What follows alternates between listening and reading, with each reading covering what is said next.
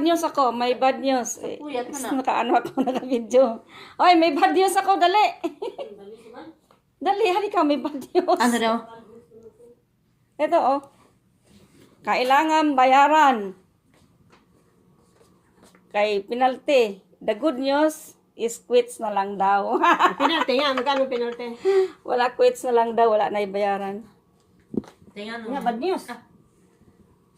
Bad Ay, news. pinunta mo Kay na? naa kay kuan bills. Ang good news kay Hindi na. di na lang daw kay May kuan. may penalty daw yan. Ito.